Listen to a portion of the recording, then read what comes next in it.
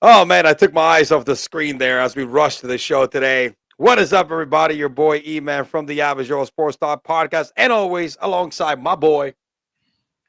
What's going on, man? How you doing? How you doing, Cricket? How's it going, buddy? I'm good, brother. I'm good. Chugging along, man. Getting ready for Christmas, all that stuff. We was talking about all the hustle and bustle, man. We've had a lot going on lately, man. Everything all right with you? Everything good, man. I was telling you off air. I was trying to, hustle around here and trying to get everything going here in the streaming app. We just got back. We went to this light show. We got this huge one of the churches around here. They're one of the huge big mega churches. They have like a nice, light show that is it's huge. I mean, it's like an acre. And you walk around and the actual music is synced to the lights, which is kind of cool, and then they had other crap and other stuff. They even had like some. That sounds really cool. So it was nice, man. The kids enjoy that kind of stuff. You know what I mean? Yeah, so that sounds like a good time, man. That's cool. Yeah, man. You know what else is a good time this week, huh? It was we definitely had a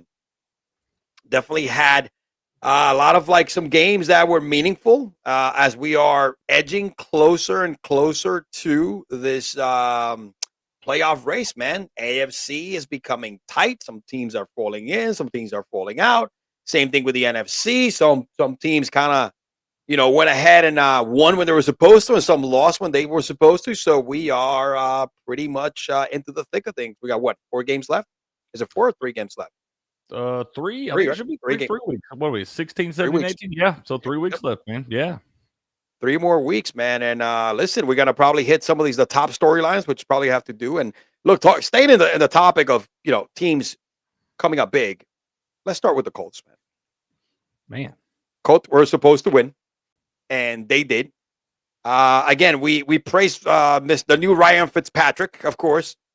And Gardner Minshew has been putting in a lot of work and has this team competing. They're 8-6, right in the thick of things. They went ahead and destroyed my boys Jim's team here, which he's here in the chat already. He's been sour all week. So he's not happy because his damn Steelers got their asses kicked. It was not even close. It really wasn't, man. It really wasn't. They're going to go with Mason Rudolph this week instead of Mitch Trubisky. It's kind of the lesser of two evils, I guess, you got right there. I mean, I don't know. There's a whole lot of problems there. They were bad with their starting quarterback. Yeah. I mean, offensively, they were bad. The defense can only do so much. When your offense can't sustain drives, man, can't get you off the field. You wind up being on the field for the better portion of the game, 70-75% of the time. Yeah. It's hard to stay fresh and all that, man. The Steelers just look like they have a lot of problems. But, man, this may be Mike Tomlin's first season under 500. You know what? And if that happens, maybe you don't fire him, but it's time to start thinking about the future. And, Mike, look, he's had a good run. Just like the Bill Belichick era that's maybe coming to an end, we may need to see exactly what happens here. And of course, Jim is hot on the trail right now. We lost to a guy with a mullet who lives in a van by the river. That's true. He does. He not by the river, close to the beach. He parks his van in a library parking lot and he plays pickleball in the summertime in Naples, Florida. He goes ham, bro. That's the kind of dude. That's the kind of dude who threw for 3 touchdowns last week against the Steelers. I love that guy, bro. I absolutely love that guy. Mike Tomlin, he maybe in Pittsburgh, maybe it is time for a change, but I don't think Mike Tomlin's done coaching football in the National Football League. He's somebody will scoop him up in a heartbeat, man, because of the success. I mean, he's been the model of consistency throughout his entire career right there. And so, it may be time for a change in Pittsburgh because sometimes that's what's best. Right there, you come in, you get a new regime, you get a new scheme, a whole new culture, I guess. You go about it. Not that the culture is bad, just that you might need to change. You might need to Yeah. freshen it up a little bit. But Mike Tomlin's not done coaching in the NFL if he leaves, if he gets put out of Pittsburgh. He's too young yet, and he has still a lot left. It's just time for a change of scenery, probably for both individuals. And let me tell you something. It didn't matter what running back was running the football against Pittsburgh this weekend. Man. I mean, look at Trey Sermon, right? I thought Trey Sermon was out of the league. Yeah. 88 yards, 17 rushes. Tyler Goodson. I mean, remember, Zach Moss went out with an injury early on. 11 rushes, 11 carries, 69. I mean, okay, crazy, bro. Gardner is managing the game, being effective, and when he doesn't turn the ball over, guess what? Good things happen for that team. Exactly, man. Exactly. I couldn't believe they were able to run the ball at will the way they did against that Steelers front seven. Yep. You don't see a lot of people able to do that. And even with your top two running backs, and obviously Jonathan Taylor's been out, and then Zach Moss goes down with the arm thing right there before halftime or whatever. And, I mean, without your running backs, you still run all over. Their third and fourth running back. I mean, all over them. Against a really good defense, average over 5 and 6 yards per carry. Yeah, that's not really. I mean, to me, that's a little bit of maybe some quit in that defense. Maybe the defense has had enough. I mean, I hate to say that about any of those guys because I know those guys are out there busting their ass. Yeah, they are. The Steelers culture and all that stuff. But I mean, after a while, hell, you just get tired. It does, and unfortunately, it is one of those things that, dude, they're the reason why they've been successful all year long and winning. So. Let me see here. Back to the comments on Rudolph. Could have saved this team with a Santa. Yes, it's too little, too late, man. Too little, too late. You're not wrong, Jim. You're not wrong, bro. He's not wrong at all, man. It's pretty wild. So, I mean, hey, the Colts is a nice story. Gardner Minshew again. He's going to do what he's going to do. And shout out to that guy, man. He's been successful everywhere he's been. Right? It is what it is.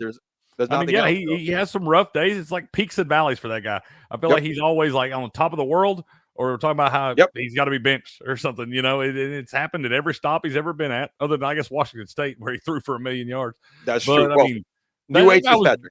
Yeah, he was New Age Fitzmagic for sure. He can always give your team a shot to win each week. That is completely true. And I like that, bro. That dude is just great. You know what else? You know what else happened? You know who else is killing it? And let me run it back here as I gather myself. It doesn't matter whose initials JB is behind a freaking Bengals football jersey, because all they do is fucking win games, bro. All right, this is a really tough Minnesota defense who've been like carrying this football team since Kirk Cousins got hurt, and dude, he came back on these people after Minnesota got a game. Shout out to Nick Mullins, who had 2 costly picks, but still threw over 300 yards, right? Starting his first game of the season. Jordan Addison, monster of a game. We know what we have with Jordan Addison, right? This is a good Minnesota Vikings team, but dude, what is the deal with Jake Browning, bro? Huh? I'm telling you, man, this guy, he could spin that pill up there at Washington, bro. And he's just finally getting a shot here, a real shot. They didn't have much choice, but this guy is, obviously his future is not in Cincinnati. The other JB going to be playing up there when he's good to go. But this guy right here is earning him a spot somewhere, man. He threw for 300 yards again, 2 touchdowns, and you notice he's looking more and more comfortable in that offense, right? Yeah. Running the plays, doing what he can. I mean, it's insane. And just watching him play and winning, and that's with a subpar game by Chase. Who I think Chase I think he's hurt, right? He might be out. Something like that. Is he questionable or something? I'm not sure. I'll check. But look, he spread the ball around. 4 targets for Chase, 8 for Higgins, 5 for Boyd. All right, look at this. Henderson, Hudson had 5. Chase Brown. I mean, he is just slinging this pill and spreading it accordingly here, and that's all you could ask about a guy that it's coming in a tough spot after losing the franchise QB and keeping this team afloat and in contention for the wild card. Yeah, and going back to Jamar Chase, it looks like he is doubtful right now for Saturday with a shoulder injury. But I'll tell you what you got to be happy about if you're a Bengals fan is seeing this guy. It's easy to play well when it's going good, when the getting's good. But this guy got a pretty good hole on Saturday in this game, man. And the fact that you see him not lay down, you see him battle back, be a warrior right there. That's the kind of guy you want leading your troops. If you can't have, obviously, your franchise quarterback, there's a lot worse guys you could have running the show right now because he still got you in a chance where you can make a playoff run. Yeah, no, it's true. I mean, but again, it doesn't matter which JB, which initials are in the back of that jersey. But right now, what do they won? 3 in a row with Jake Browning. Yeah. I think that's the last thing. 3 in a And row. look, taking advantage of the opportunity that he's getting. The team is, so you got the previous game we spoke about the Pittsburgh Steelers, right? So you got the tale of two teams. One team is on the down low, the other one is on the rise, and it's taking advantage of the Pittsburgh's right now slide. You know what I mean? So, which if you would have said that after Joe Burrow went out, you thought it would be the other way around, right? It would be the Pittsburgh Steelers kind of taking advantage of that opportunity because the Bengals were completely out. You would have thought it would be that way. That line's weird right now. I'm gonna have to watch that a little bit. I have a hard time believing I could ever bet on Mason Rudolph. Yeah, but he said to be out multiple weeks, man. Yep, yeah, so that's a bummer. I think he separated that shoulder. Yeah, so, that's gonna affect the offense, but I think they still got enough firepower. You do when you got a number 2 like T. Higgins and some of the other weapons in that offense right there. I mean, especially in a guy throwing the football as well as Jake Browning is, you could still be just fine and allow for Jamar because, like I said, you're right in the thick of this thing right here. So you got to be able to hopefully get him healthy for a postseason run right there. But you got plenty of guys that can pick up the slack in the meantime. No, absolutely. T. Higgins is number 1 in any other team. So, that's just. I like what I'm seeing out of that young tight end, man. Tanner Hudson. Yeah, Hudson. Yep. I mean, it's true. He's doing what Irv Smith wasn't able to do this year. So, right. So, hey, opportunities all over the freaking place, man. Here we go. Here, Jim has some betting advice here. Word of advice: don't bet on Rudolph unless the prop bet is to take a helmet to the head. Hey, that guy has a hard head too, bro. He could take a helmet really well, bro. From Myles Garrett at that, bro. Like that's a monster human being slinging that thing around. You think that would kill most normal people? Shit, man, it would put me in the hospital, man, on a coma for 2 years. You know what I'm saying? My skull in. Golly, that's pretty bad, man. Now, staying on the topic of rookies, man, I think after the Houston Texans, rookies, Tank Dell and C.J. Stroud, bro, I think that who's having a really good season as rookies, a pair of rookies here in the squad of the Lions, bro. I mean, oh yeah, they got him a couple, bro. Brother, Laporta. All right, you got Jahmyr Gibbs, RB1. Look at his stat line from the running backs: 11 carries, 100 yards, 1 touchdown. David Montgomery, who's not a rookie, but 85, 17 carries. I mean, Laporta, 3 touchdowns. All right, look at this. Me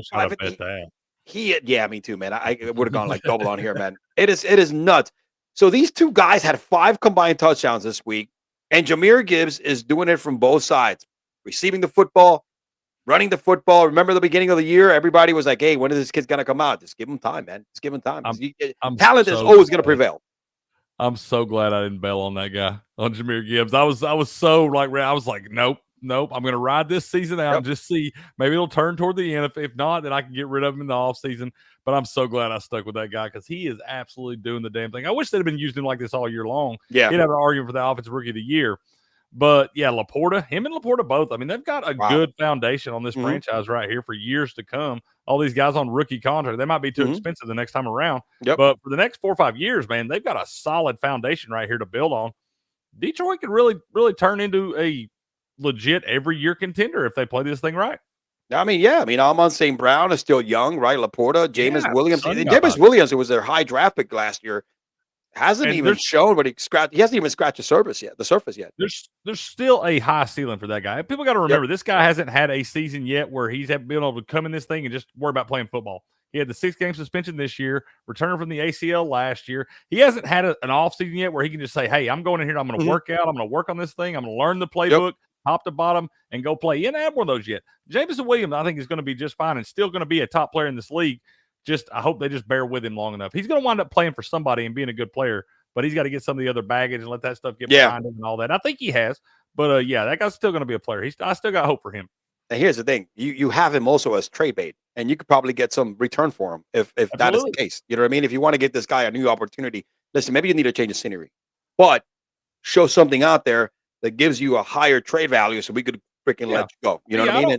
And I don't want to give up on him in Detroit just yet because, I mean, like I said, I think that's just been a rocky start there. It's all about how you kind of control it from here and how you go about it from this point.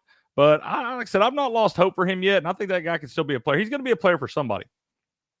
Absolutely. I'm with you 100%. I think he's still talented enough.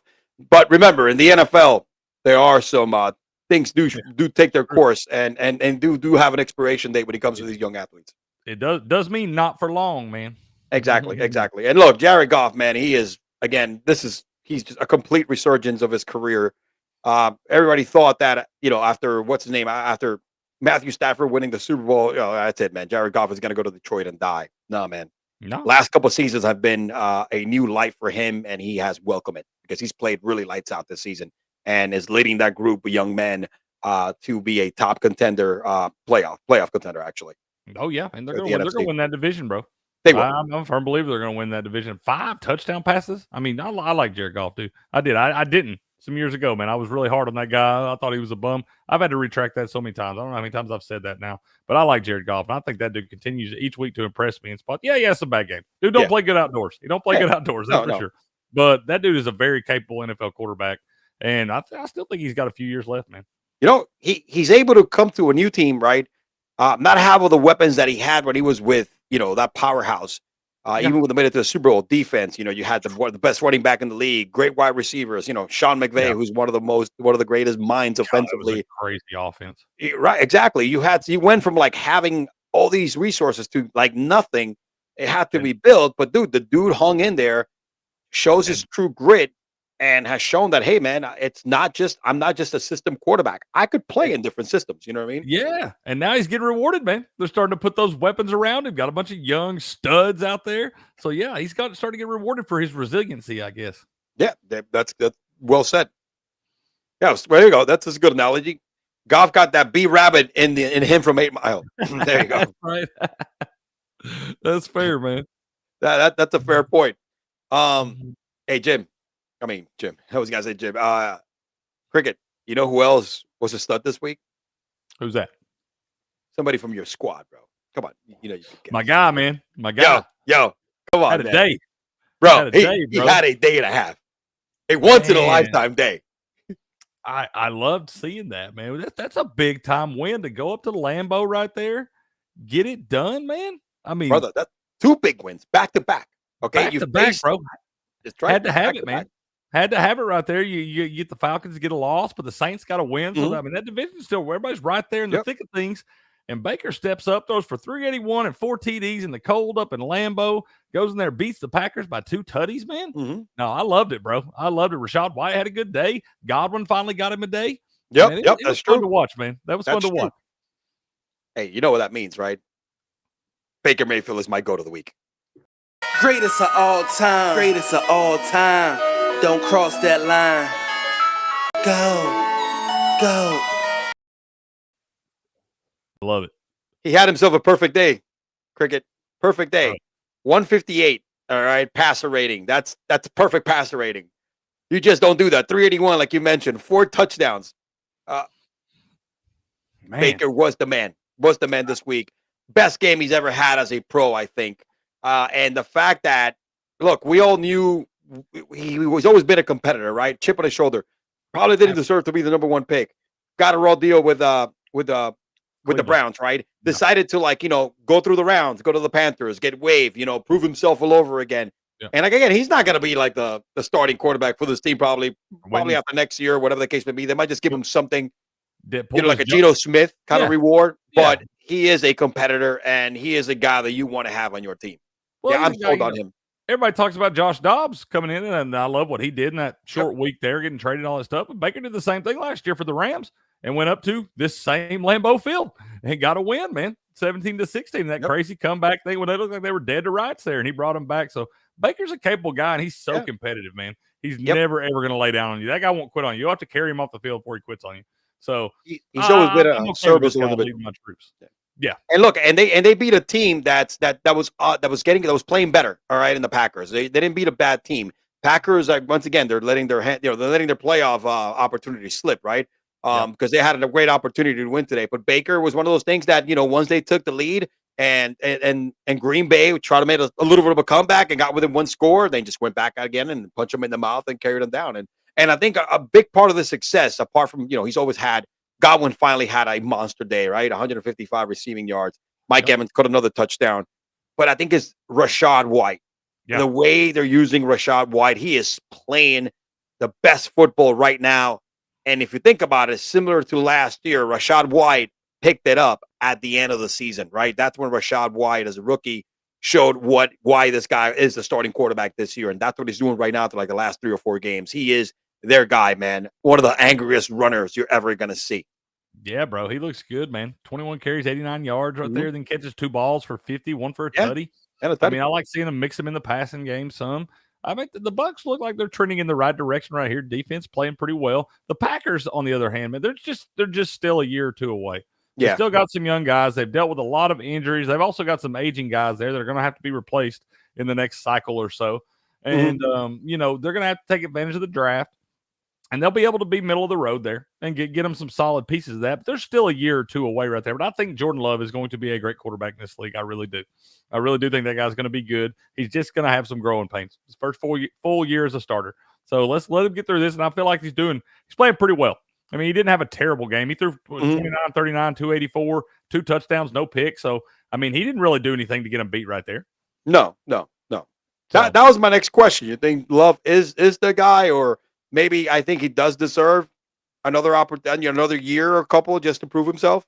I think he's done enough. Absolutely. I think he's done enough. And I think they're going to be patient with the guys. Patient as they've been with him already. I mean, we know the way the Packers do quarterbacks, man. They draft them, let them sit for 3 years, then bring them in. You're going to be patient with them for another year or two because that's what you did this whole process for. If you don't, what are you doing that for, man? If you wanted to come in and throw them to the Wolves 3 years ago, you could have done that and saved a bunch of money you paid Aaron Rodgers. You know, Aaron Rodgers did not have a stellar first year as a starter. So I think the numbers might, and I don't have them in front of me, but I think the numbers are pretty similar between Love's production and Aaron Rodgers' first year as a starter after, the post Brett Favre era. So, yeah. So, I mean, this guy, they're definitely, I mean, he's their guy. He's their guy. I think they're all in on him, invested. He's not going anywhere. And he's not done anything he's not Desmond Rittered it, or he's not Zach Wilson did, or nothing like that. You know what I'm saying? No, this guy's played definitely. I mean, like I said, 284 yards passing, 2 touchdowns, no picks. I mean, you can't really. I don't think he fumbled. Did he fumble? He did have a fumble. He did lose one fumble. That's probably not his fault. It's probably probably getting his head ripped off when he don't see it coming or something. But at the same time, this guy's not doing anything to get him beat. He's actually giving them a way better chance of being in the game just by the overall ability and talent this guy has. So yeah, I think he's their guy. They better not get impatient with him because I don't know what they're going to get any better. That's true. I mean, that's what I thought. I think in my book, he's earned himself another year. I think he's done enough. And that is one of the youngest team in the NFL, or the youngest team in the NFL. I think their average age in the offense is like 23 years old or 24 years old, which is crazy with all those great, Watson, Reed, Dobbs. They have a bunch of young wide. Musgrave. They have a lot of young offensive talent. They've got to look to get them one of these young, like scat back type guys that can catch the ball in the backfield. And, one of the big guys coming out of college, they got to look for that. Maybe like a Trey Benson or somebody from Florida State, somebody like that can come into that offense and really create a whole new dynamic. But they got to find them one of those guys, because Aaron Jones, I love Aaron Jones, always have. But he's aging, man. He can't stay healthy.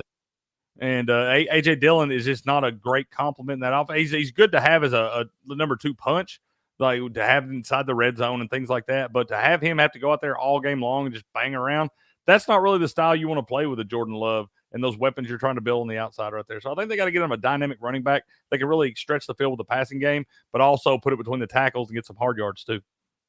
Bijan, Jahmyr Gibbs style kind of guy. You know what I mean? One of those. If they get one of those, man, I think that offense takes a whole another step. Absolutely.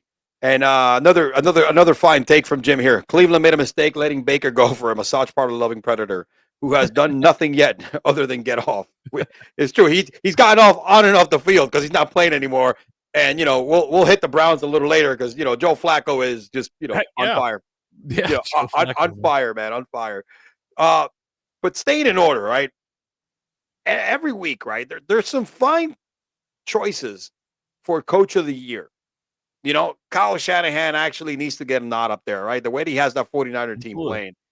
But dude, DeMeco Ryans, with or without CJ Stroud, he just keeps making a stronger case for that Coach of the Year, man. He's a rookie coach, man, with a bunch of rookie players. Dude is just, this is a great comeback win. Ugly game. Decides to make a great call of like, all right, listen, I know Mills is my guy, is the number 1 backup, but I'm going to put the veteran in Case Keenum. Yeah. Because he felt that, I think he's better prepared. And that's what coaches do. You coach the game. These are the decisions that make you win games or not, especially in the stretch run. And it paid out for him as a comeback win. Putting in Case Keenum because he felt that this guy gave him a better chance to win. And coaches that make the right decisions are usually have long-term success in this league. And D'Amico is having a fine start to his head coaching career. I don't know how you could even consider anybody else really coach of the year other than this guy. I mean, there's a lot of other coaches that have done some great things, but they did it with a lot more experienced roster, a roster that looked a lot prettier on paper than what D'Amico Ryans has done with this Texans team. And then you talk about going on the road in a division game right here, in a division that's very tight, that you have to have this win, and you have to go up there with a backup quarterback, whether it be Case Keenum or Davis Mills. Like you said, a big-time decision to put Case Keenum in right there. I didn't even know Case Keenum was still in the league. Me neither. And so it's like you get him to go up there, and Case Keenum had a pretty good day, 23-36, 229 yards, 1 touchdown, 1 pick. But, the Titans right here is one that let one slip away. But when you talk about D'Amico Ryans and Coach of the Year, I don't know how you can consider anybody else just based on some of the wins this guy has gotten with much, much less than the other team has had right there. And I think he's just doing it at a whole nother level as well. And a rookie head coach with a franchise like Houston with their history, I mean, that's impressive, man. Impressive, even more this win because, like you said, C.J. Stroud, who is unreal. He's the next man up, right? I think what we've seen so far, if nothing else happened, this guy's going to be one of the greats up there. Is going to be top 5 moving on in his career. Tank Dell, stay healthy. So he's healthy. Tank Dell out for the year, but it was probably one of the finer rookies out there, right? Bringing the heat on. Nico Collins, all right? So he's lost his top 2 receivers. In this game, he had Noah Brown, finally had Dalton Schultz back after injury, and Singletary, and still wouldn't have had enough to put together a good game plan to make a comeback and beat the Titans. Even though it slipped away, at the end of the day, man, whoever make the better decisions, who makes the right adjustments, wins the game. That's what a coach does. That's what a good coach does. And D'Amico Ryans, man, like you said, hey, it'll be a freaking crime if this gets stolen away from him. And also, if I'm not mistaken, no Will Anderson Jr. in this game. That's right. And then you hold a guy like Derrick Henry, 16 carries for 9 yards, average at home, 6 yards a carry. Yeah, at home, where they've been running through people like butter, man. And you hold Derrick Henry to a stat line like that without one of your top defenders right there. I mean, that's got to be a scheme thing. Don't get me wrong. That's those guys, next man up mentality, playing above and rising to the occasion right there. But that's still got to be some schematics too. And to prepare something like that, knowing you're up against a guy like that, an offense like that, and what they're going to try to do to you, and to be able to keep them at the pace you did and really control the tempo of the game and control the line of scrimmage, well done. Again, it's another notch in my book, another vote. Why this guy deserves that nod and should be the coach of the year, right? That's pretty much. I agree 100%, sir. I do love him. Here you go. Another fine take by Jim right here. Ryan has my vote for coach of the year. Deny what he's doing with his team when no one had them winning much at all. That's true. I don't think nobody had this team. They were going to be picking top 5 again, man. Nope. I don't think everybody thought that this team was going to win 4 games, and that was an improvement. They would have called you a fool if you'd have said the Houston Texans would be like not only alive, but probably maybe in the best spot going the rest of the way to win this division. I was going to say they're in the hunt for the division, not just the wild card. That's what I'm saying. They may very well be in the best spot of any of them. That is wild, man. That is wild. And you know who else is in a pretty good freaking spot, man?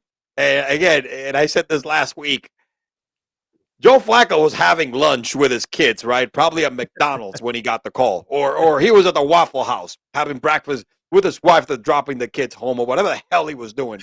All right. To be doing to just having this team with back-to-back wins. He has like 7 touchdowns in the first 3 games. Yeah, he's throwing some picks, but it doesn't matter. He's still winning. He's making a comeback. What the hell, man? I mean, Joe Flacco has become like the new ageless wonder here. Just, hey, man, I don't care. Get me off my my softball league. I'm gonna just step on that field and through 3 games, just sling that thing out there, bro. Make Deshaun Watson's contract look even worse and worse and worse, and with every game. Yeah, I'm pretty sure this man has found the fountain of youth, bro. He's out here at 38 years old. He threw it 44 times. Yep. Yeah, he had 3 picks, but still found a way to win this thing right here, man. Throws for 374. Did find 2 touchdown passes right there. I mean, didn't get a whole lot of help from the running game. No, look at that. They had like a total 30 rushing yards altogether. That's what I mean, between four different guys. Four different guys. Flacco had one for -1. I bet his rushing yards are like 0.5 or under or something. Like, you better take the under if it's sitting there. Yep. Yeah, man, I can't believe the way he's out there doing the damn thing. And the Bears, they let one slip away, but the Cleveland Browns that's going to be a big game this week when they travel down to those Houston Texans to play them, man. That's going to be a fun one to watch. You wouldn't have thought at the beginning of the year, if anybody told you, hey, you want to watch that Texans-Brown game, you'd be like, what? So, I mean, that's going to be a fun one to watch, but they find ways to win games, bro. Brother, he loves him some David Njoku. Njoku's having his best season and stretch as a pro because of Joe Flacco. He hasn't played, not even Baker when Baker was in the team. He's having his best stretch as a pro right now. And the last 3 games, he's been Joe Flacco's favorite freaking target. 14 targets this week, dude. He had 10 receptions, 104 yards, a touchdown. I mean, my gosh, he sees, remember Njoku, man, when he was in college? This guy was like Kyle Pitts coming out of there, right? The athleticism can block. I mean, it's like, shit, he is like, I love this guy. I've got to get me a David Njoku jersey. I want one of those icy white, brown David Njoku jerseys. This guy is a monster. We've talked about it before. His face, his grill blowing up in his face or whatever. His face is melting off. Yeah. Dude comes in a mask and tries to hide it, and everybody's like, hey, bro, you got to take that off. And they're like, oh, my God, this guy played football less than like 48 hours later out there. This is a true warrior right here, man. If you can't get behind this guy, you can't get behind nobody. And I love seeing him. He's just the way he stiff arms people, it looks like, when you play at Thanksgiving and you got the little kids trying to play the adults and stuff, and he just like throws people off like they're children, man. I love seeing this guy. This guy's a beast. He is. He's an animal, bro. Yeah. He's a complete animal. And right now, Flacco, as a veteran that he is, he knows what his bread and butter is. That's what you get from a veteran quarterback, right? He knows that Amari Cooper, 8 targets, 14 for Njoku. I mean, freaking Marquise Goodwin still got himself a 57-yard. That was you saw that pass, bro, that he threw there for the comeback, and ridiculous. I mean, Joe Flacco, that's the veteran in him. You know what I mean? I mean, Cedric Tillman all of a sudden is getting back a lot of like targets back-to-back games. He one of my guys, man. That's one of my balls right there, man. Yeah, that's right. That's right, dude. Your balls. These guys are just, dude.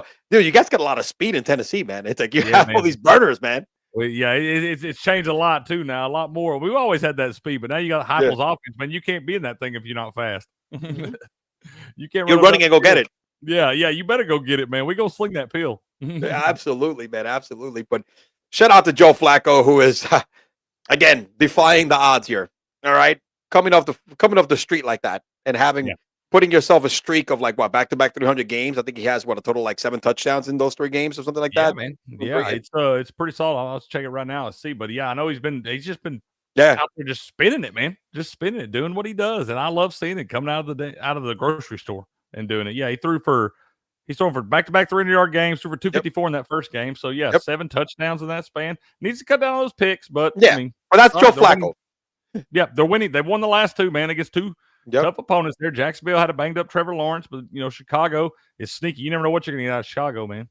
And that's true. So, yeah, I see Joe Flacco doing the damn thing, man. He gave him a shot. He gives them a shot. He doesn't make them worse. Yeah, I mean, at this point, what the hard thing is, and Jim, I know Jim is saying this shit because he hates Watson. Like, not a lot of people like Watson, but I don't like him either, bro. Yeah, exactly. It's so bad because you're gonna have to make a decision at one point. If you get a better quarterback or you draft a better quarterback, something happens. At one point, Watson is gonna be on the bench with guaranteed money. With a lot of it too, bro. A lot of it too. What, 252 million? Exactly. Like that, that's the sad. Yep. And this started now. That's a sad part. That's a sad part of this contract. That at one point, he's going to be in the bench as a backup quarterback. And that's what your dumbasses get for guaranteeing that man all that money. If they keep doing stupid, this is the Browns doing Browns things. That's why they'll never win a Super Bowl. Is because they keep doing stupid shit like this and tying all this money up to a guy that should have never got any of it.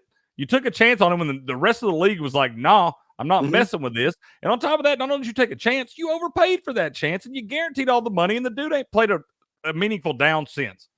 That's true, man. I mean, the Texans are smiling so bad because not only remember they re-signed him, they extended him. Remember, they gave him a bunch of money. Not only they got rid of all that money, but they also got 4 picks in return. Yeah, and you see what those picks are doing. Exactly. They just drafted probably one of the greatest quarterbacks to be in this league coming up, and CJ Stroud, great wide receiver, outstanding defensive end. I mean, dude, they are like, oh, and thank God. They used some of those picks they got from that Deshaun Watson trade to trade Yep. up and get those picks for those other guys. So yeah, he was part of it. Yeah, Houston definitely they saw the Browns coming in this one, man. It is. I mean, who the hell doesn't see the Brown coming? That's Right. who they are. The Browns are just the Browns, and you're right. They're never going to win a Super Bowl, probably in your lifetime and mine. Yeah, combined. I agree, man. I agree. Maybe never, man. Maybe the history of football, maybe never. Just because they do stupid shit like this. I mean, if I'm a Browns fan, I would be rooting for anybody else in the United States. I'd probably go to like a West Coast team or something just to like get the funk completely out, far away from me. My best friend Buku, man. My best friend since I was 4 years old. He has been a Browns fan our whole life, man. Bro. He's been suffering that poison for years. Yeah. Poor guy, man. Poor guy, man. That's tough, man. That is tough. It is tough, bro. Oh, man. You know who else is tough? Is this resilient team, which if they make the playoffs, I feel bad who's going to play them in the first round. The damn Rams, bro. All right. These Rams are looking healthier. Kyron Williams is back, and that's when they started picking up. I mean, he's so good, bro. Yeah, he's just good. You got Matthew Stafford when he doesn't turn the ball over and throws for over 250. I mean, you pick your poison with either Nakua or Cooper Kupp, even though Cooper Kupp has been banged up, but he's a tough guy. I mean, this team right here is one of those teams that if they make the playoffs, they remind me of the New York Giants when we're gonna limp in. Our defense is good enough to keep us in games. Our quarterback is good enough to make the right throws. It has the experience. We got good enough wide receivers and running back to kind of. So if you notice, I mean, maybe I don't think it's gonna happen, but that is kind of what I get from these Rams, right? Wrong time to face them and the right time for them to get hot. That's what I'm thinking. Well, I mean, they're only lost in the last 5 games. Exactly. Is to the Baltimore Ravens there. Mm-hmm. And that was a close game. In OT, mind you, who's probably going to be looking to be the number 1 seed in the AFC right there. Mm-hmm. But listen to these stat lines for Kyron Williams the last 5 games he's played. I know he had some injury time, but last week 152, week before 114, week before 88, week before that 143, and the last week before he got hurt 158. This guy is a monster, bro, and has come out of straight up nowhere just to do the damn thing. And he makes this offense. He's another guy. We talked about the Green Bay Packers earlier, needing that dynamic running back that really adds a whole new element to the offense to help complement those stud wide receivers. This guy is it, man. And he makes Matthew Stafford more comfortable, allows to be able to keep some of that pressure off Matthew Stafford, not getting sacked near as much now as he was earlier in the year. And that means you keep Matthew Stafford healthy because you got to keep him on the field. He's not a young man neither, about 36, 37 now, whatever. So not a young man neither. And you're able to add Kyron Williams into this offense, and it really, really makes this offense click. Brother, when you can hand the ball over 27 times to a running back, that is non-existent nowadays. Last running back you could hand the ball over 27 times was Derrick Henry, probably last year. Yeah. All right. Think about it. When you could do that, it helps your offensive game so great. It wears down the defense. You know what I'm saying? Because then you can play off play action, which Matthew Stafford does very well. And when you have guys like Cooper Kupp and Puka Nacua back there that are able to fucking go get the ball, they take turns each week who's going to be the guy. That's what I like about this team. Yeah, exactly. And like you said, having a skill set, it is a skill set to be able to carry the ball that many times a game. And most guys can't do it for very many seasons. But you're right, because it allows those guys, when you're getting that many touches, you're getting a rhythm. A lot of football is rhythm and getting comfortable in the game, in the atmosphere, whatever the case may be, but getting comfortable in your own skin right there. And when you're touching the ball 20-plus times a game, it allows you to do that. So if you're able to stay on the field and stay healthy, now he's had some injury problems, so you got to be careful piling too much on him. But if he can continue to produce at this rate, I mean, that's next level stuff. And like you said, Stafford is older, so he needs to get. It's like warming up, right? When you play pickup basketball, big difference when you're 18, 25. To me, I go out to the court right now, and I'm 25. I still got some pretty good fucking skills. It's just, but I need to warm up, bro. You know what I mean? It's like, it takes me a while before I start hitting, shots from the outside. I mean, it's like, and I'm a lot slower to get there. 25, I could drink a 6-pack on the way, smoke one, get out and go dunk one. Now, not the case, but I need to show up 45 minutes before, stretch, run a few laps, get the blood flowing, man, and then drink a Gatorade, and then I'm ready to go. and then drink a few in between too. I gotta, I gotta stay hydrated, bro. Gotta stay hydrated. It's not the same game anymore, but it's. I mean, this team scares me as an underdog, as a dark horse. I mean, I don't think they're gonna go make to the Super Bowl, where there's a team that can beat somebody in the NFC Yeah. that you don't want to, that you don't want to play. This is the team that you don't want to face the 6th seed. You know what I mean? I don't know if them Cowboys want to see this team again. The Cowboys I whipped think them when they played down in Dallas, and might be one of those things. It's hard to beat a good team, especially a team trending in the right direction. Hard to beat them twice. They weren't healthy when the Cowboys beat them. They weren't at all healthy. And Exactly. I'm pretty sure Kyron Williams, did he miss that one? I think he missed that. I think he missed that one. And But Cooper Kupp was coming back, I think, if I'm not mistaken. Yeah, and Puka had been banged up too. So all those guys were still. Matthew Stafford still kind of just getting back. He wasn't playing near as well as he is now. So I got a little plus 7,500 ticket on them to win the Super Bowl. I put in a little while ago. Just in case. It's not a bad thing, man. We got to talk about odds on the MVP talk here, man. We got to do an MVP watch segment. I did it by myself last week, but it doesn't feel natural with having the expert on here. And we got to talk about NFL MVPs towards the end of the show, right? And we got to look at some of these odds, bro. All right, and I want to get your take, man, on what we got going on, because I see some money to be made, just like you did making your pick. So we're definitely we gotta spin that way. But on the way there, bro. All right, we also got to talk about. We talk about the Browns and the Rams, how they've been playing great, but Buffalo made a statement win this week against the Dallas Cowboys. Man, didn't they? Though? I mean, and here's a part that pisses me off, man. I don't like betting. I hate Dallas, right? Yeah. But they've been playing so well that I took them, and they fucked up. I drank that Kool-Aid too, bro. You weren't alone. I drank that Kool-Aid. I saw it. Why is Vegas giving us a gift? After the game was over, I'm like, Vegas knew what the fuck they were doing, bro, because they knew Dak Prescott was going to put a shit game after becoming the leader, the leader in the MVP category after having such a great stretch, and after that great game against the Eagles, and you were like, all right, Dallas is putting it together, man. And maybe this is the year where they don't choke it up and they don't stink it up, but what, we should have known better. This is what Dallas does. It was probably a tall task.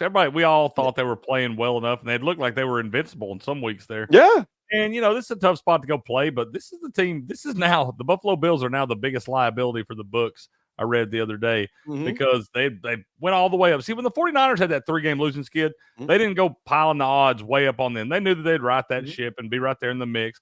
But when the Bills started out 5-5, they bumped them at some books as high. I got a little 40-1 ticket on them, but they got as high as 40-1 in some books, man.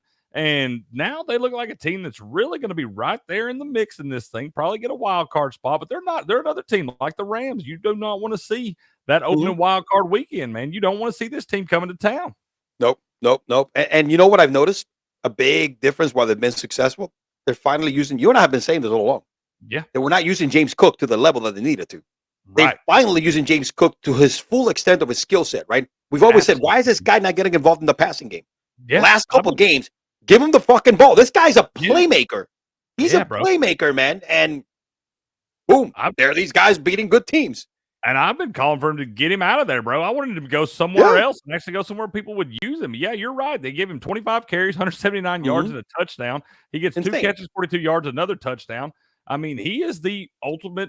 Like, he's one of those Swiss Army knives you can use in this offense and really, spread the offense out. Josh Allen threw for 94 yards. They beat the Cowboys 31-10, and Josh Allen threw for under 100 yards. He only threw it 15 times. I mean, that's it. He went 7 for 15. He didn't turn it over. And if you told me that, if you said you didn't show me a scoreboard, you didn't say nothing, you just said after the game, you're like, Josh Allen was 7-15 for 94 yards with 1 touchdown, no picks. I'd have said, well, damn, the Cowboys won by 2 touchdowns, then, didn't they? Yep. No, the score would have been backwards, right? 31-10 Cowboys. That's what I would have thought. I would have been like, I don't know. I would have thought maybe Josh Allen got hurt or something like that. No, he played the whole game. He just managed the game. That's not usually what you get out of that guy. He's a big, got that hand cannon. He's always trying to make throws, sometimes a little sketchy, but he's definitely got, he just did what he had to do in this one and just guided the machine. And when he does that and this offense plays like that, and he doesn't have to make all the plays, they're scary. Look, the AFC, in my book, the only clear-cut team there is the Ravens. All right? Yeah. That's the only clear-cut team. Miami's going to win the division. Well, let me not say that with full confidence. They should win the division, right? They should. But they really beat bad teams. But, with the Cowboys coming to town, facing the Ravens, and I think they play the Bills one more time in Buffalo. Bro, if the Buffalo keep winning. It'll be in Miami the next one, because the last one when they beat them 48-20, that was in Buffalo. Yeah, that's right. That was in Buffalo. You're right. It's gotta be in Miami. So that one might be iffy, but I don't know. Miami does not beat teams over 500. So I mean, I haven't seen anything that tells me, like I said, when they beat up on bad teams, yep. and then when a physical team that hits them in the mouth comes to town, or they go to their town, it always seems like a different picture, man. They just kind of get it, and we don't know what's up with Tyreek Hill. We don't know how. I mean, you can sit and say, but he did 6 last week. They still were able to handle the hapless Jets. But if Tyreek Hill's not in that offense, it's big not. Difference. It is a big difference, man. Big difference. It makes them really they're able to get a lot more pressure on Tua, because you're not able to run all, as much of the RPO stuff. You still got a lot of weapons in the offense. Don't get me wrong. But when you take a Tyreek Hill out, it hurts anybody. Absolutely. And again, it's the Jets, right? Jets can score. All right. The Jets, they shot their wad the week before. Yeah, exactly. That's it. I mean, Zach Wilson had his career game last week, and that's it. Yeah. We're done. That's pretty much it. But I mean, if a Bills come into town and let's say the Dolphins have lost 2 in a row, because it's possible they could lose to the Ravens and Dallas. Good. It's not out of this world. No. They could be playing for the division the last game of the season. They totally could, man, because you got the Bills go to play the Chargers this week, who have now fired their entire everybody, which they should have done that a long time ago. They wasted time on doing it. Then they get to play the Patriots at home, who are garbage. And they should win the next 2 to get there.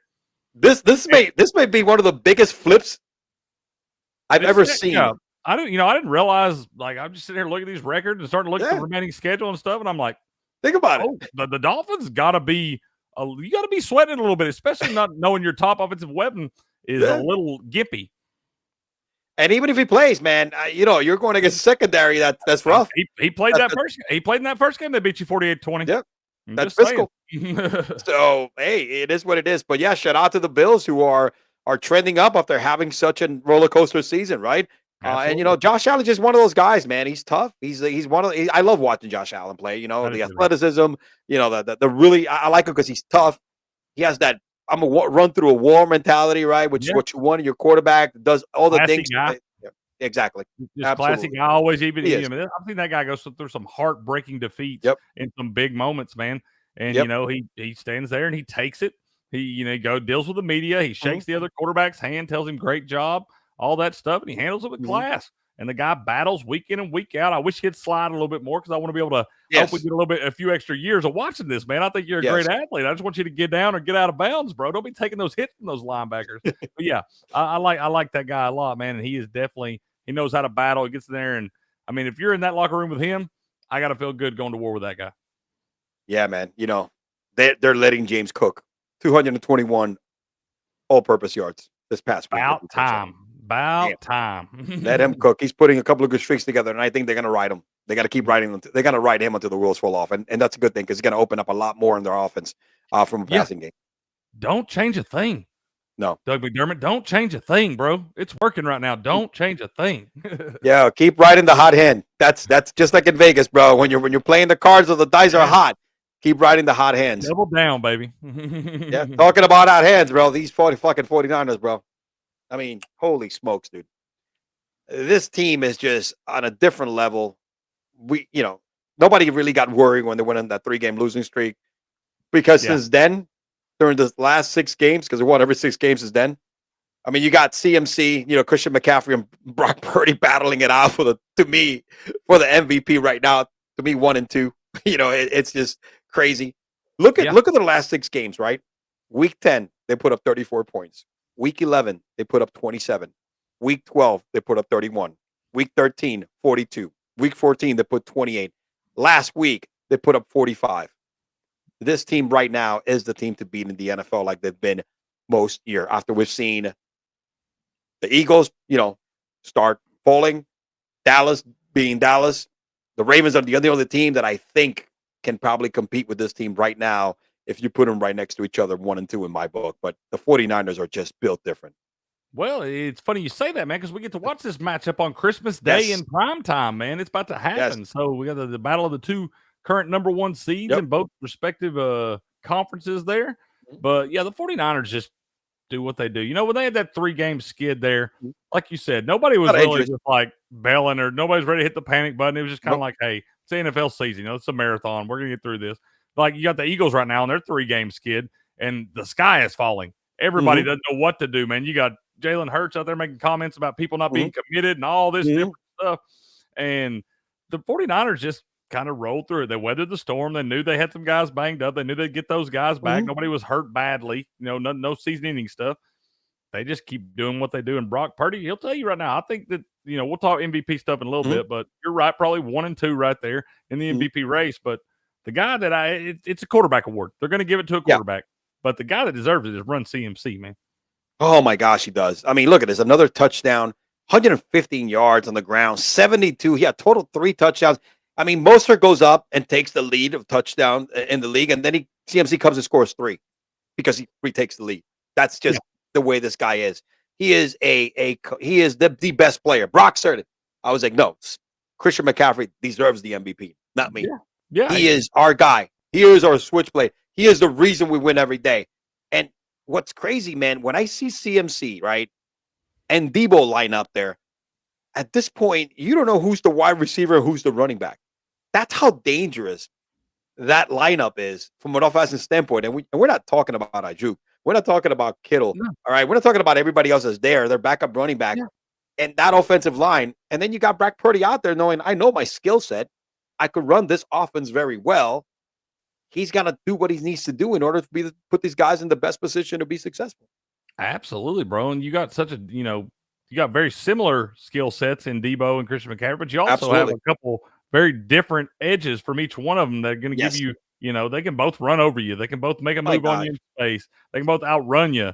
I mean, it's just they can catch the ball. They can run. They can take handoffs. All the different things these guys can do, like you said, from both sides of the ball. You never know what you're going to get, and it's hard as a defense to be able to prepare for that and scheme against it because there are so many weapons. Because you wind up focusing on those big dogs, and you got Jawan Jennings getting behind the defense for 6 or something. Ayuk, you got to keep an eye on him. Kittle's always capable of going off. So, Brock Purdy just got to drive the big red machine. That's it. And you know what, dude? He's doing what he's supposed to be doing. And guess what? He's doing what the guy that they drafted so highly for and gave him so many picks couldn't even do.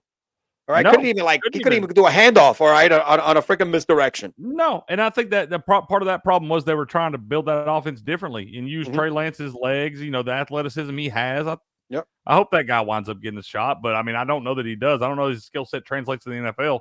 But yeah, that offense was a lot different. They were doing a lot of different things with that. Now Brock Purdy, you got a guy that just kind of, like you said, you don't have to scheme for all that stuff. You don't have to put the time in to work on all those things.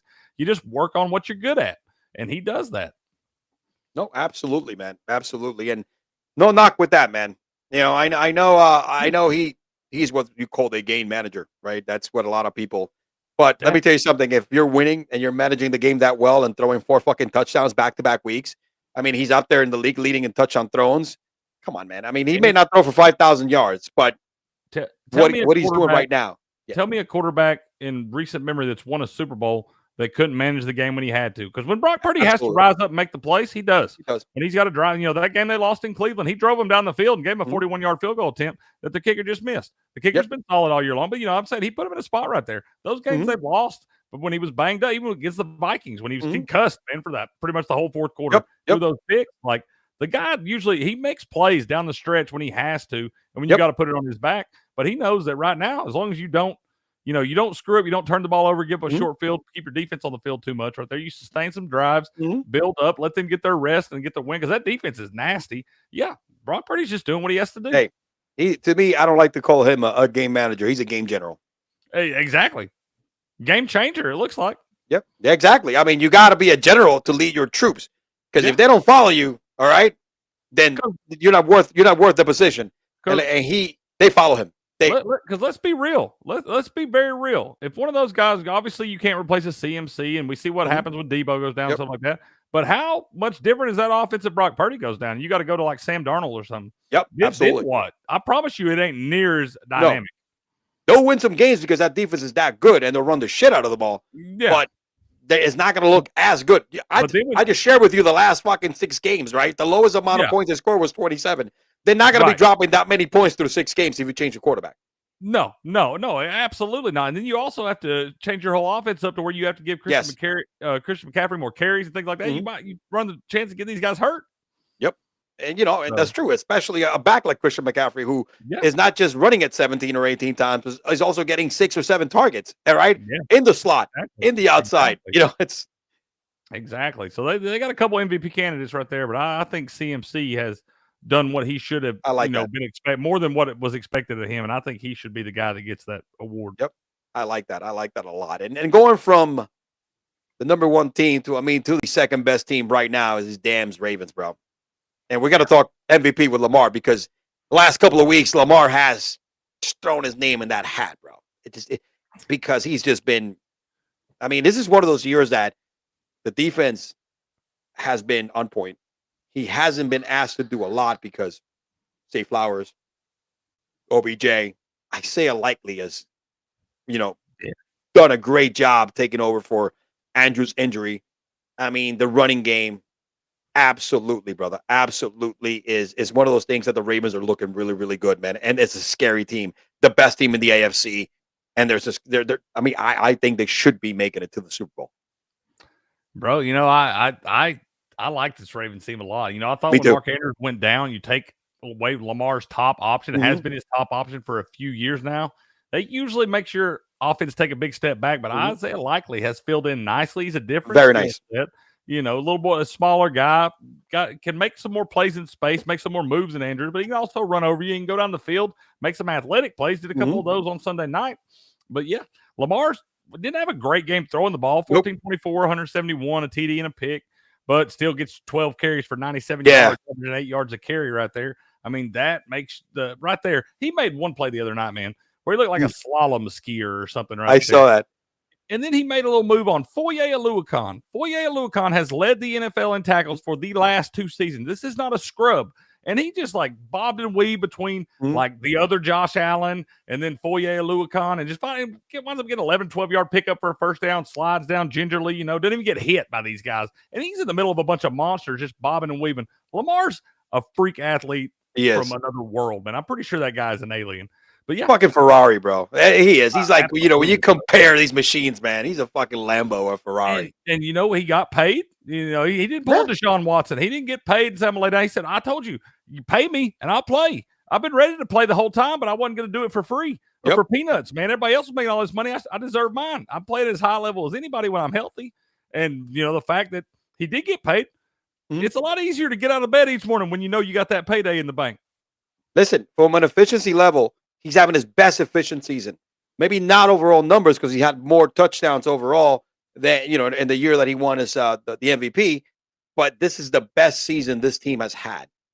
Yeah. All right. In his career. And they have some really good seasons with Lamar there. So the thing is he's been, when he's gone down the past few seasons around this time between weeks like 12 and 16 or so, they've usually been 8-2. They've always had at least 8 wins, only a loss or 2 here and there. So, I mean, they're winning games when he's on the field. You got to keep him on the field. Lamar is right there. He's got to be in that conversation. I don't think he's done enough to overtake the other 2 guys we just talked about. But, I mean, definitely got to be on the ballot. Yeah, they're going to put him in there because, I mean, what he's done with this year, I mean, absolutely. He's just making, he's interesting. He's kind of like, stirring the pot a little bit, right? Making more interesting is what he's doing right now by sprinkling himself in the conversation. So, and talking about them odds, you might want to go ahead and put a little bit on Lamar before they play on Christmas Day, because if he goes out and lights them 49ers up on the road, shows up Brock Purdy, CMC didn't have a great game, Lamar's odds will drop drastically if he has a big day on Sunday. So if you want to get on the MVP, you better go ahead and do it now. Yep. And big loss for them in Keaton Mitchell, because he's been a really good piece to that offense since he's actually gotten the opportunity, but it sucks for them. I wouldn't. If I was a running back and they tried to draft me in Baltimore, I'd say no, absolutely not. That's where running backs go to die. Y'all just might as well cut their legs off when they get off the plane in Baltimore, because they can't keep a guy healthy on the field for more than a game or 2, man. It's unreal how many and not just tweaked hammies and high ankles, man. It's always some kind of catastrophic season. Tears, bro. Yeah. Like Achilles and ACL, all the major things that take a year to recover from. That's what happens. Absolutely. All right, let me go to the comments here. Ravery Sports, what's up, man? Thanks for always hopping on. He goes, you could put Brock Purdy numbers and have it everyone else. It's true. I mean, his numbers, he's up there in the top in passing touchdowns, yards. He's up there, completion percentage. He's pretty much in the top 5 and everything up there, offensive category as a quarterback. So yeah. And is always the same guy, man. The same cool, calm cat, just giving credit to everybody else. I like that guy, man. I do. Absolutely, man. So let's talk loser of the week here, man, because I didn't touch this team on purpose because this week loser of the week. I'm not even gonna cue the intro, man, because I want to get to this MVP talk really good. But the losers of the week are our lovable New York Jets. All right. Yeah. Think about this, man. You know, it was the year of Aaron Rodgers. And look, they've been eliminated completely from the playoffs. Finally. And what can you say? They had such a bad game, getting shut out by the Dolphins. I mean, they mustered 80 passing yards. I love this meme right here. The Jets will make the playoffs. IOU 2024, just as good as the real thing. Yeah, $280,000 for a Lambo. You might want to hang on to that one. Yep. 103 total yards. All right, it was just such a shit show. Dude, one of the worst games I've seen all year. And of course, they're mathematically eliminated from the playoffs, which makes the decision for Aaron Rodgers. Just don't come back, dude. Yeah, I saw that a little bit ago. Yeah, he said, I won't be playing this year. No shit. No, I know I respect what you're trying to do. He was trying to work hard to get back to that, but it looks like he can still throw. If he can throw the football on one leg as far as he was doing in those warm-ups and stuff, I think he'll be just fine for, another 8 months. I think he'll still be there for next season.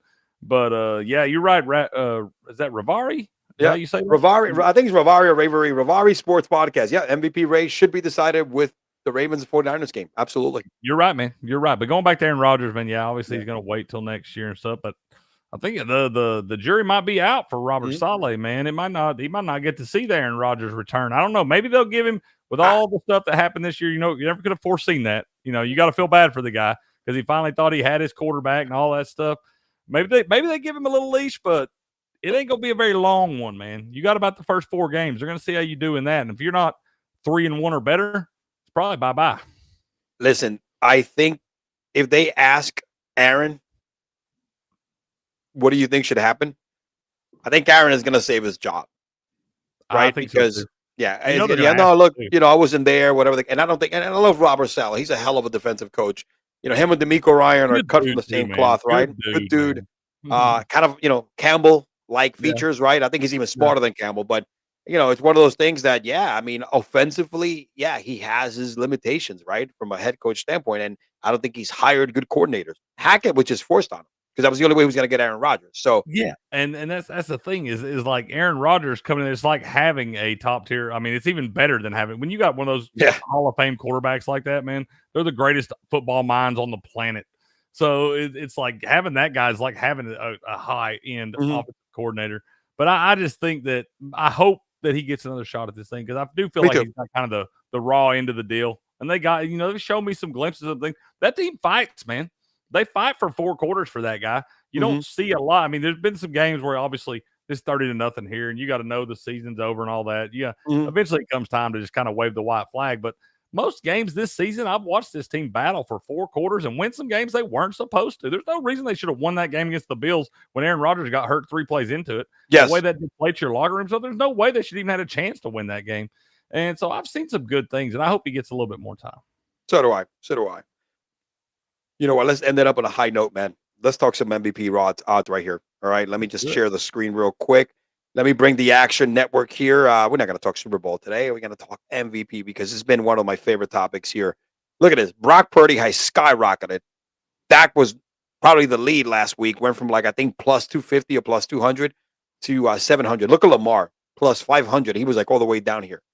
But McCaffrey was plus 4,000 last week, plus 1,200. That's still really good value down there, man. I might have to put me a couple tickets in on those guys. No, man. Look at this. Man. Look at this, man. This is I'm like, wow, man. And, CJ, he's going to get Offensive Rookie of the Year, but because he's been out a couple of games, I think he's definitely falling out. Yeah. Patrick Mahomes is just there because it is Patrick Mahomes. Jalen as well. But honestly, dude, Tyreek Hill, because he missed some games, that's another one. Let's take a look at Tyreek Hill because if Tyreek Hill comes back, plus 2,500 and decides to go 3 games left, 200 here, 150 there, another 200 here. Yeah, we're looking at 2,000 yards, and that's when you'll be like, holy shit, You got to give them the damn, that's like 10 games with 150 plus in the season, right? You did something that nobody in the history of football has ever done. I know he wanted to get it in that 16th game, but hey, he sat out a game now. He sat out a game, so you can do it in 16 games. No asterisks right there if you do it in 16 games. And nobody's ever done that. So you got to kind of tip your hat a little bit to that right there.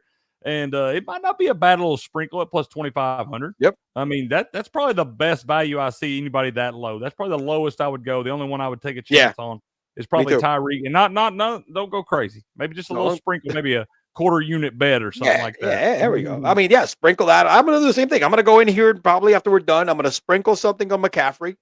And I'm going to throw a little bit of something on Tyreek Hill. I'm going to just leave it there. That's it. You know what? Let the chips fall where they may. What? Fumble. It happens. Yeah, man. It happens. Hey, man, I recover it back.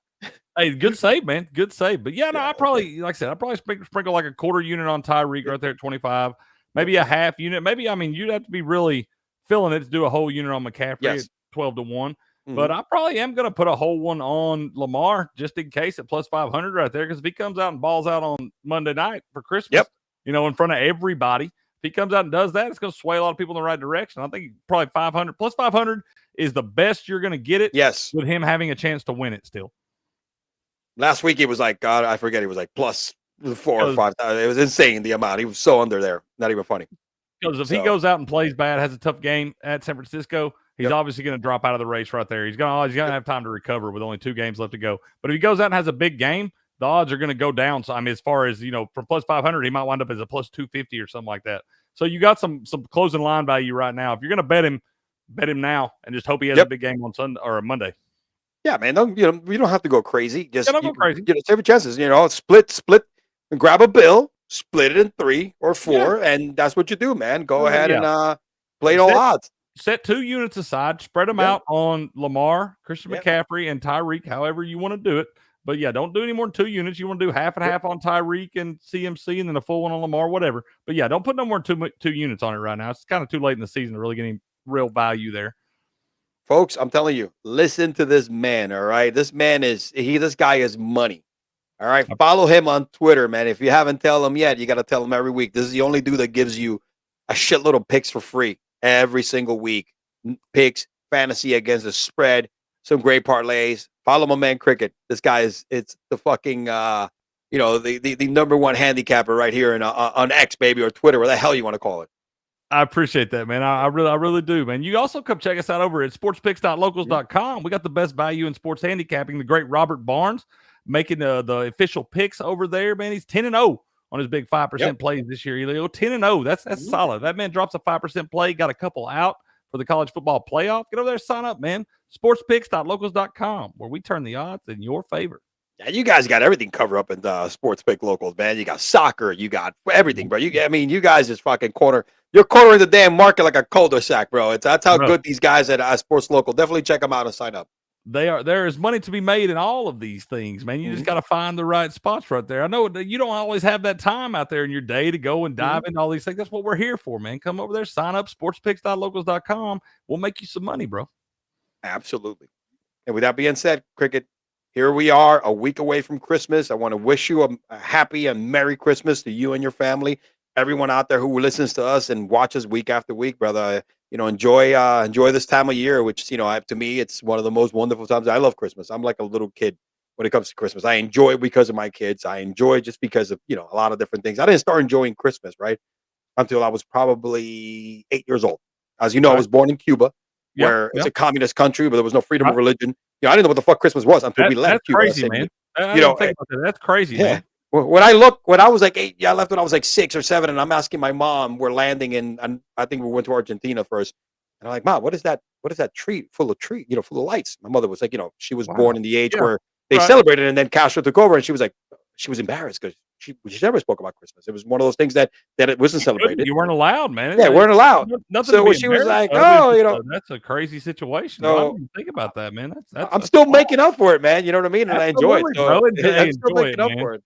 There ain't nothing wrong. Yeah. All you folks out there, have a Merry Christmas, safe holidays. If you're traveling, all that stuff, be safe. And a very Merry Christmas to you and yours, brother. I hope y'all have a great holiday, man. Appreciate you, man. Just like you, all right? And that's what we got this week, my man. This is your boy E-Man from the Average Joe Sports Talk Podcast. See you next Tuesday. Peace out. Yo!